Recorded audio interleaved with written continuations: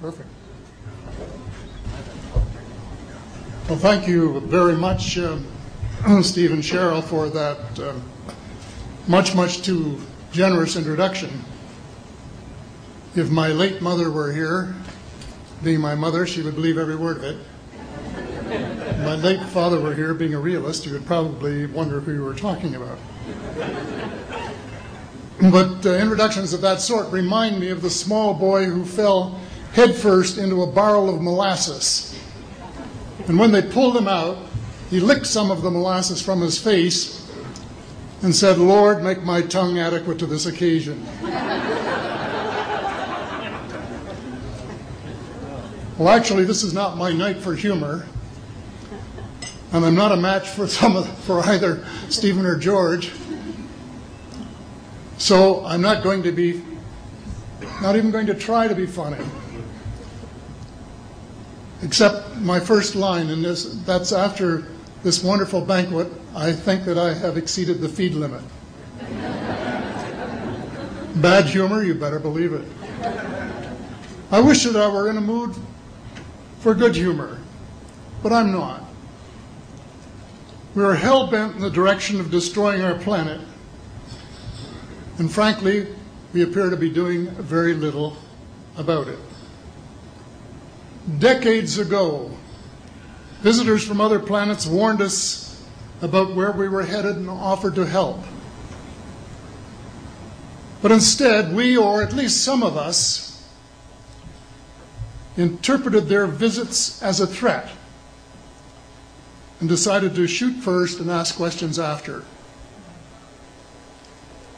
The inevitable result was that some of our planes were lost, but how many were due to retaliation and how many were as a result of our own stupidity is a moot point. Wilbert Smith, one of the first Canadians to take an active interest in the subject of UFOs, asked the visitors about the accidental destruction of our aircraft by flying into the vicinity of a flying saucer. The response, and this is Wilbur's words, "We were informed that although a few of our aircraft had come to an unfortunate end by what they considered the colossal stupidity of our pilots, they were now taking corrective measures to avoid our aircraft." I asked them, and this is still Smith, I asked them what happened, and they said, well, the fields around the saucers, in order to hold them up, in order to produce the gravity differential, the time field differentials, which were necessary to operate the ship. These sometimes produced field combinations which reduced the strength of materials to the point where they were no longer strong enough to carry the loads that the materials were expected to carry. Now, as we know, aircraft, particularly the military type, are built with a rather small factor of safety. And in these regions of reduced binding, the materials are no longer strong enough to carry the load, and the craft simply comes apart. And when I read that, I was reminded of the late, great soprano Lily Pons, who used to smash crystal goblets with her high C. She would direct the sound at them, and something in the sound waves would change the structure of the glass, and it would fly apart.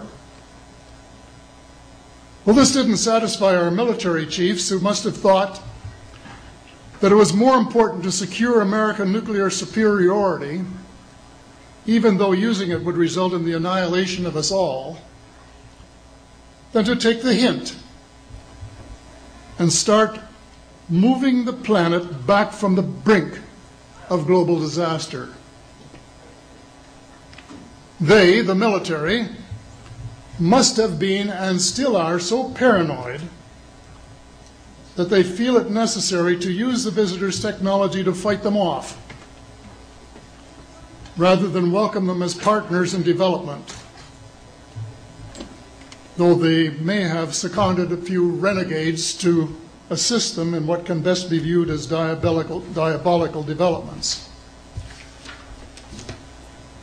Stephen has said that talking about UFOs is passé, and that we should be talking or limiting our talk to exopolitics. Well, Stephen, I agree with you in theory, but in reality we have a problem when official U.S. policy insists that UFOs don't exist.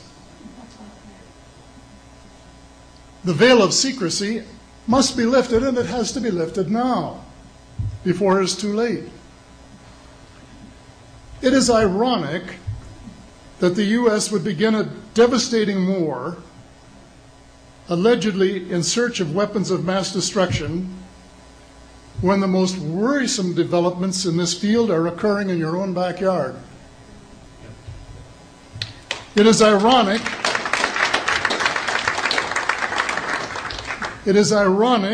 that the U.S. should be fighting monstrously expensive wars in Iraq and Afghanistan, allegedly to bring democracy to those two countries, when it itself can no longer legitimately claim to be called a democracy, when trillions, and I mean thousands of billions of dollars, have been spent on projects about which both the Congress and the Commander-in-Chief have been kept deliberately in the dark.